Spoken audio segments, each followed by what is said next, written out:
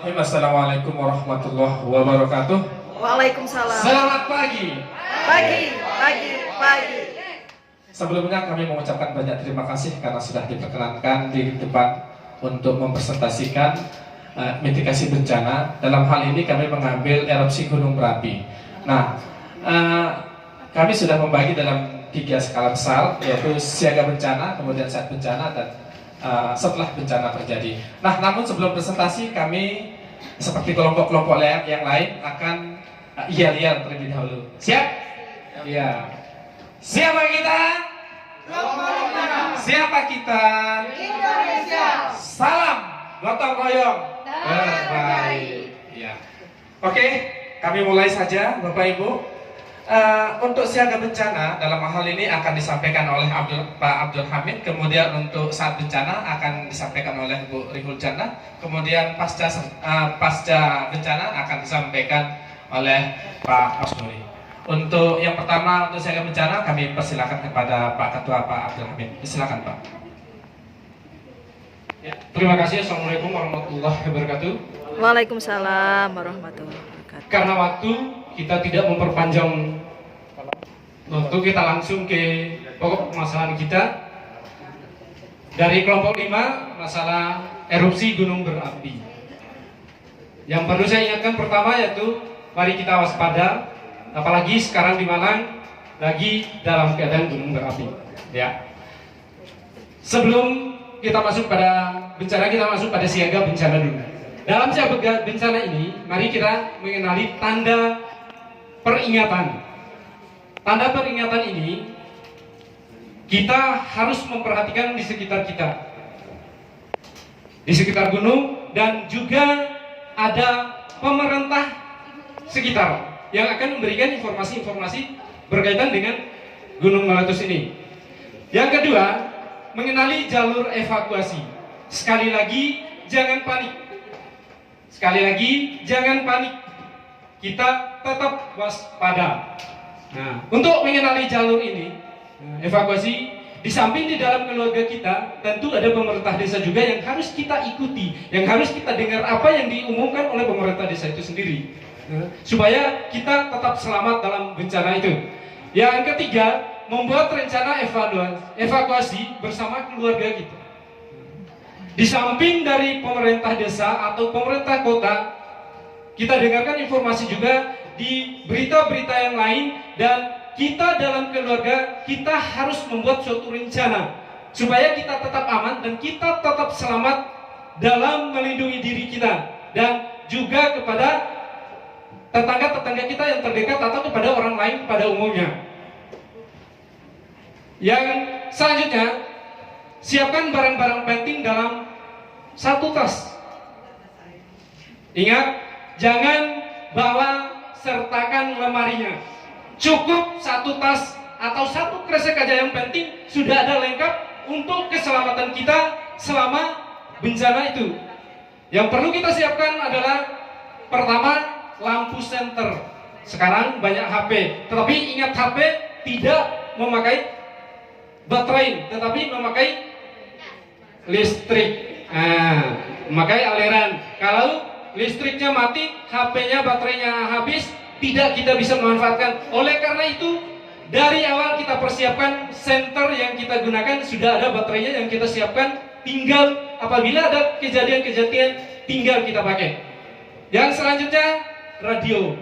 Nah, sekarang ini radionya ini yang dulu, sekarang sudah banyak informasi-informasi yang kita dengar di TV, radio dan sebagainya sudah ada, di HP juga sudah.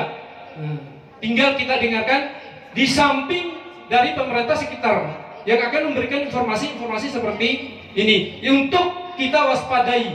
Apabila terjadi sesuatu yang kita tidak inginkan, maka kita sudah siap dan kita pun tidak perlu panik karena perlengkapan sudah ada semua di sini. Yang selanjutnya, perlengkapan P3K. P3K ini sangat penting sekali.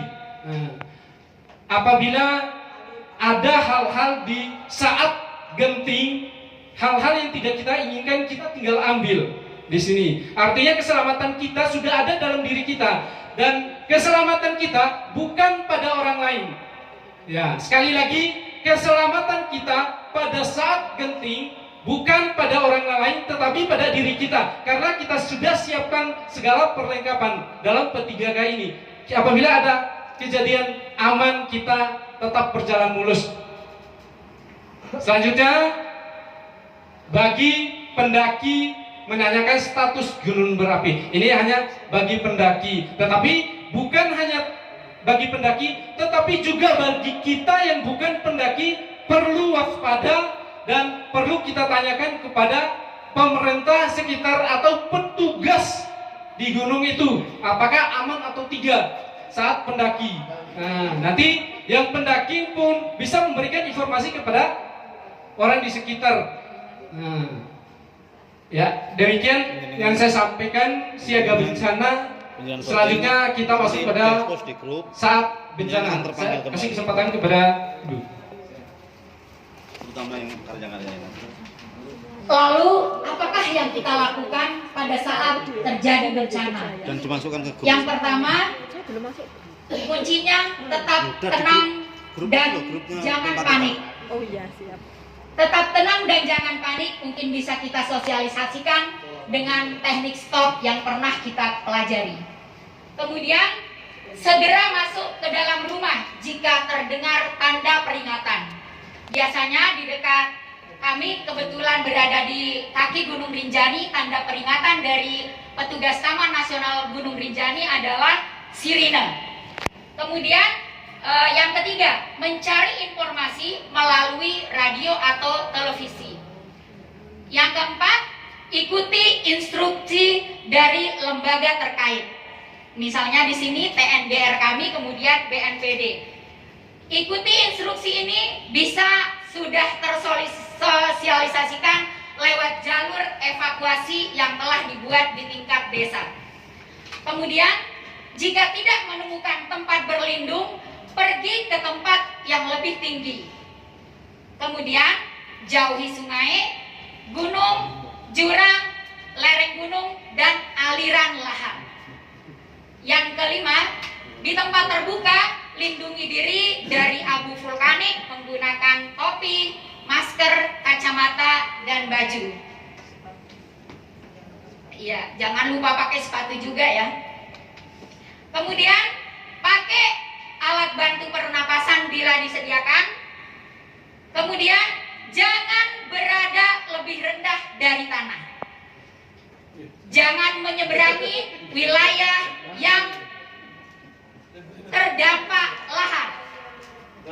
Dengar informasi dari radio atau televisi. Segera mengungsi jika mendapat instruksi. Kami lanjutkan pada saat pasca bencana. Ya, terima kasih atas waktunya. Kami lanjutkan apa yang dilakukan setelah bencana, terus pasca bencana. Yang pertama adalah tetap di dalam rumah hingga terdengar tanda aman. Kemudian pemberitahuan ini pun dilakukan oleh pihak yang berwenang dalam hal ini. Selanjutnya, dengarkan informasi dari radio, televisi, atau dari media yang lainnya, tetapi tetap hindari berita hoax atau berita palsu. Selanjutnya, minumlah air dalam kemasan atau air bersih. Yang selanjutnya, jauhi wilayah tempat terjadinya hujan abu. Berusaha menghindari ini supaya tidak ada korban jiwa. Selanjutnya, hindari berkendara di tengah hujan abu. Berkendara ataupun berjalan kaki sama, tetap harus hindari itu. Selanjutnya adalah bersihkan atap dari timbunan debu vulkanik supaya atapnya tidak rusak. Yang terakhir adalah segera obati luka Anda atau teman-teman kita yang lain. Demikian dari kami kelompok 5, kami serahkan ke Pak Moderator. Ya, terima kasih kepada seluruh rekan kami kelompok 5. Kepada Bapak Ibu kami ucapkan banyak-banyak terima kasih sekali lagi atas kesempatan yang telah diberikan. Inilah mitigasi bencana erupsi gunung berapi yang telah kami presentasikan. Akhirnya kami ucapkan Assalamualaikum warahmatullahi wabarakatuh. Waalaikumsalam warahmatullahi wabarakatuh. Terima kasih. 9 menit 44 detik.